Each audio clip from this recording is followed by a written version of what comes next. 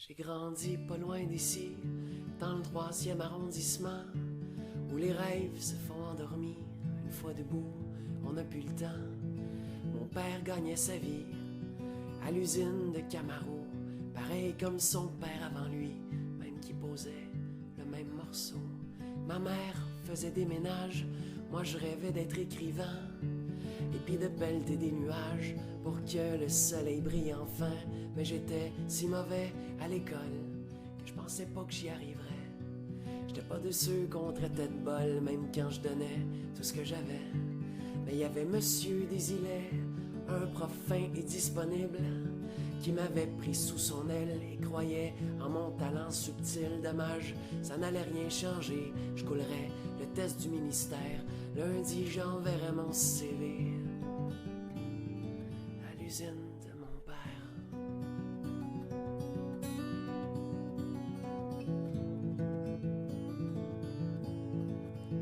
Mais la veille de l'examen final, le bon Monsieur Desilets m'a tendu un crayon banal roulé dans un velours épais. Et puis, tout en fixant ma main, il a dit: ce crayon-là, il est magique, prends-le demain pour l'examen.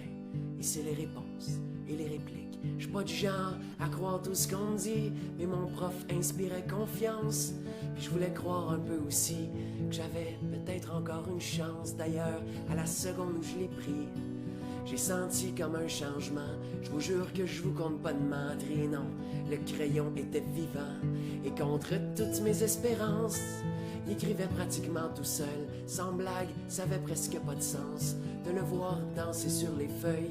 J'ai donc passé mon examen comme un petit test de routine, avec quelque chose comme 80, presque aussi haut que mon estime.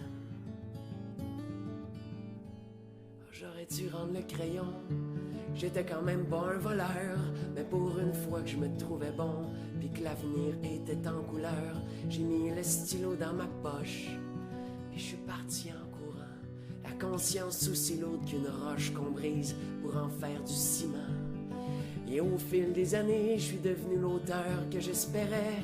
J'ai même vendu dans le monde entier tous mes bouquins et mes essais, mais avec le sentiment étrange qu'au fond, j'avais rien accompli.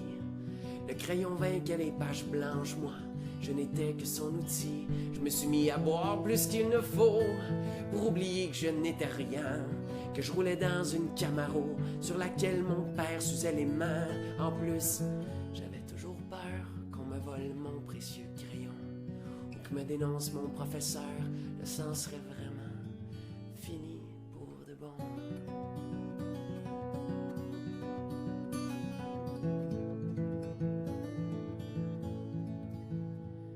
Il m'a retrouvé hier soir à une séance de dédicace.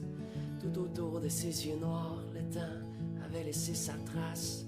Je lui devais mon succès et des excuses comme de raison. J'ai dit: Monsieur Desilets, vous venez chercher votre crayon. Il m'a souri tristement en disant: t'as toujours pas compris.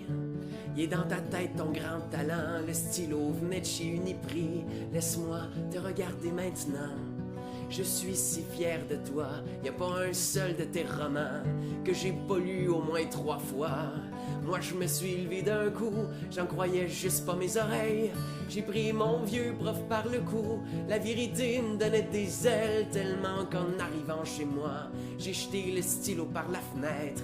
La lumière brillait sur les toits et les mots dansaient dans ma tête. J'ai pas fermé l'œil de la nuit, non, j'ai écrit sans m'arrêter le nombre de feuilles que j'ai noircies. Je pourrais même pas les compter. Ça raconte l'histoire d'un petit gars qui a tellement pas confiance en lui, qui trouve plus facile de croire qu'un crayon peut faire de la magie.